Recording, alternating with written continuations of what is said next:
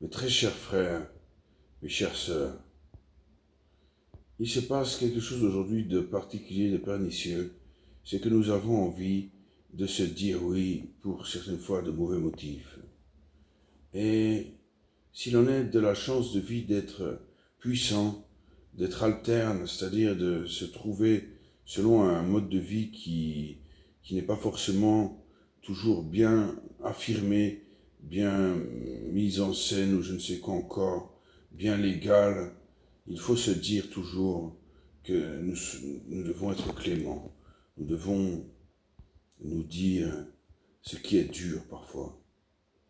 Puisque la vie nous a créés humains, puisque la vie nous a créés aussi spirituels, puisque la vie nous a légué un cœur immense, il faut le chérir, il faut aller de l'avant, il faut se pardonner nos petits efforts et oublier ce qui a été trop mis de côté et se rendre à l'évidence qu'il faut à tout prix avoir quelque chose dans le crâne.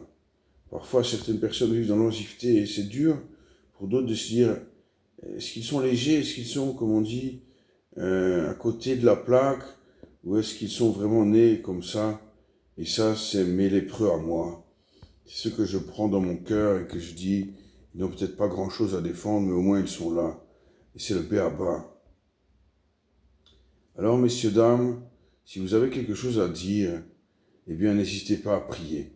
N'hésitez pas à leur faire savoir et n'hésitez surtout pas à entendre les anges vous parler, vous dire quelque chose d'important, puisqu'il en va de pair que la prière nous ravive.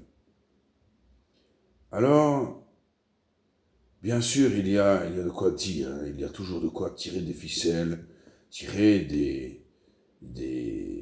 c'est des avertissements quelque part que je dis aussi, pour rendre le monde plus ou moins comme ceci ou comme cela, ou avoir un établissement comme ceci ou comme cela, ou une manière de penser comme ceci ou comme cela.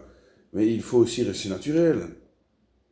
Donc de plus, j'en vois qui sont pimpés jusqu'à la moelle épinière, en passant par les bras des tatouages, des hypnoses pour devenir fort, qui ont des styles de bagnole, qui ont tout plein, c'est incroyable, on devient heureux comme ça aussi. Mais lorsqu'on s'ajoute sur Facebook, où on se regarde, où on veut se parler dans la rue, eh bien malheureusement, des fois, il n'y a pas de répondant.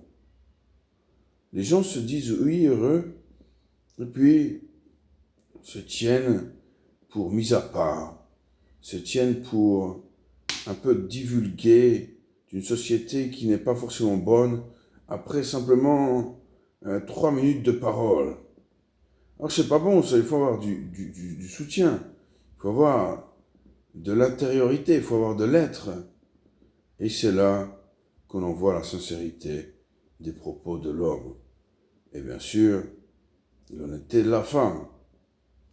Alors, comme quand il y a Abel, des fois on se fait un peu la guerre.